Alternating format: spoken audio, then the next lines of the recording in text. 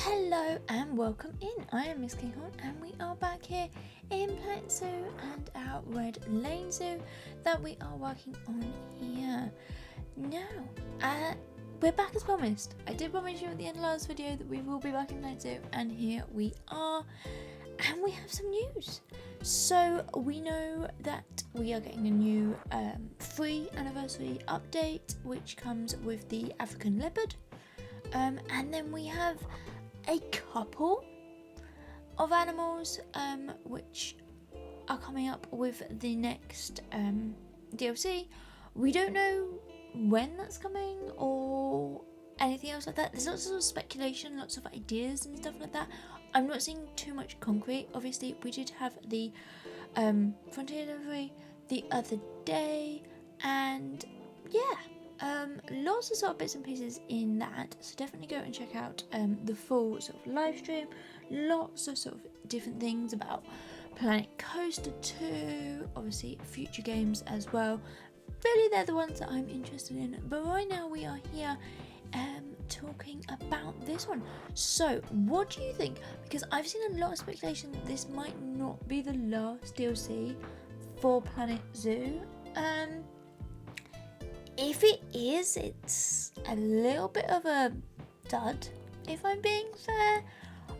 I feel like for a game like this, you want to kind of go out on a bang. Like, you want to do your last sort of DLC, your last sort of update, to actually be something interesting, like something wow.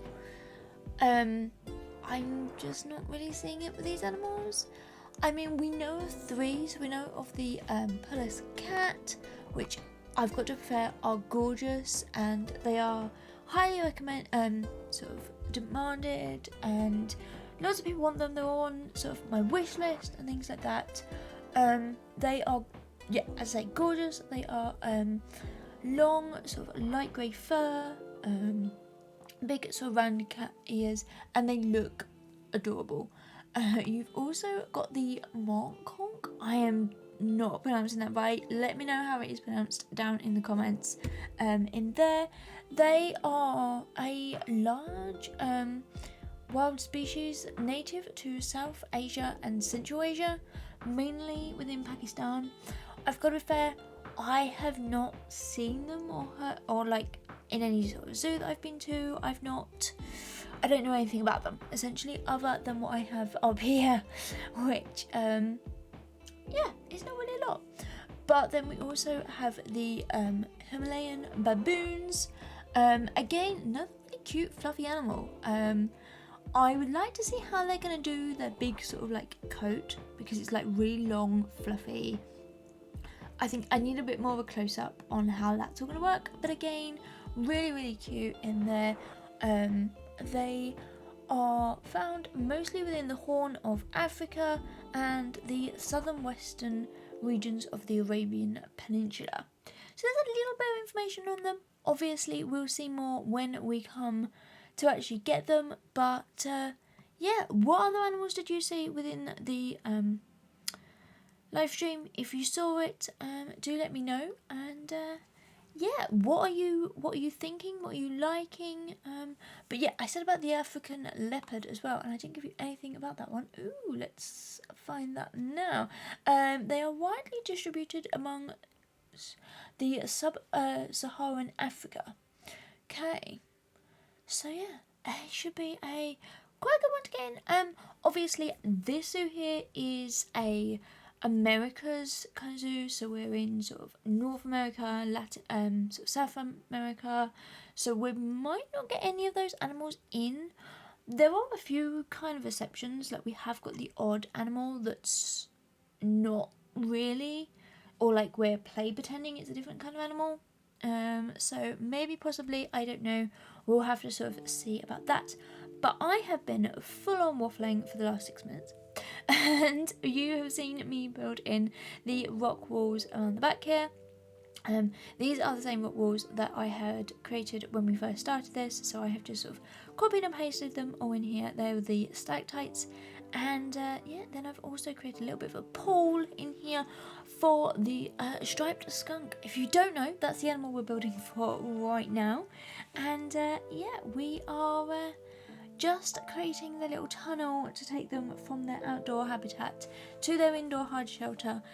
I'm going to give you a slight disclaimer here. This changes because it has to grow, and it grows and it grows and it grows. It is ridiculous. In the end, the hitbox for these animals, now the animals are small, so I thought I'd be fine. No. The hitbox to try and get them in there was ridiculous. It pretty much doubled in size, that entrance. So you can sort of see how big I had to kind of create it in there. And also this habitat, when I started this, I thought, oh, it's quite a small habitat. I went too small. Like, that is just so not me. But yeah, I went too small, and I actually had to increase the size of this habitat. You might have seen it. It was all done. I put all the barrier in, checked it, and thought, no. It's not gonna fit. So we ended up having to come out and enlarge it, but it still is quite a small little area. So to give you some kind of concept of where this all is, this is next to the raccoons. So the raccoons are just to your right here, and yeah, this is then pretty much gonna be at the start, I guess, of like where the hard shelter is for the spectre caiman that we did the other week. So they're kind of like next to each other. There is obviously a big path in there, but we're going to get a couple more of these smaller habitats in, just kind of filling in a little bit of space and kind of creating a little bit of a boundary, like border, coming along this side in here. But this habitat was such a fun little one to do, so we're kind of keeping it as in keeping as I possibly could with like the raccoons and the like the smaller animals that we've kind of got in over here. So lots of kind of rocks in here, kind of a very, not necessarily a lush, but kind of a little bit overgrown, kind of lots of sort of planting and things like that, but also using these same big sort of glass windows. I did change them up because of the sort of size of the guests I had a look, and the way that the path sort of changes here, it kind of raises up, which meant that the glass had to move up. I kind of had to tier it all along the front there, but you'll sort of see what I mean for that. But yes, getting in lots of these plants. So most of these plants are the ones we've used throughout the zoo. Sort of the buffalo grass, we're putting in the blue stems in here as well. We have the I think it's a sapling, or like it's one of the small trees for the oaks. We've kind of used that quite a lot to kind of create bushes more than sort of little trees. You just sort of lower those into the ground, and it kind of creates a nice little bush for you in there. But we're also using these little ones here, which come in super handy for these. Now, I don't have any particular tags on when I do this, so this is a sandbox blue. I don't have any requirements to feed any animals, to have a hard shelter, or the temperature, or anything like that. We are literally going just on sort of what they look like and how we sort of build up the habitat. I do try to keep the planting as kind of native to sort of America, where this zoo is actually based, as I possibly can. But you know, sometimes plants come in from other places, sometimes they can survive in other places just because that's not where they're natively from. So yeah, that's what I'm trying to do in here. But let me know what you think and if it all turns out okay. Now, we do struggle to get in some trees, so I was looking for a particular tree and I knew what tree I wanted, but do you think I can find it? It's one of those where I'm like, I can see it in my head, but I don't know what it's called. And these thumbnails are, well, they're not really helpful. So yes, here's me pulling out hundreds of trees to pull out probably the original tree that I pulled out at first, and thought it's not that one. But yeah, I can't actually remember what tree it is. Is it this one here? Yeah. There's a couple of them that I pull out and place in and sort of change up. But now we're working on the hard shelter. So this is basically it's a little box that we kind of create in here for them. You would have seen it in the start of this. I wanted them to have some sort of private space. I feel like their habitat, with all of their sort of glass sort of fronted on the edge there, I wanted them to be able to have some sort of space that's just for them in here. So a nice little area where they can come in and hide away from people, maybe if it's to sleep or anything like that as well. But it's also no keeper access to this, so we kind of play pretend that there is by putting in some gates. They don't work. There is actually a keeper gate out onto the habitat at the back, and I've also sneaked a path around the back as well, so they can kind of enter that way, but just not into the indoor section of this. And because all of these rocks here were sticking through, I had to kind of come up a little way, so I have ended up changing this so that it is floating plaster, shall we say, and it's now actually on this back wall, but I think it kind of gives the impression that it is and that it works perfectly fine in here, and you will be none the wiser from the outside, which I think is always a good thing in here. And I want a little bit of light to come through. The lighting here isn't the best.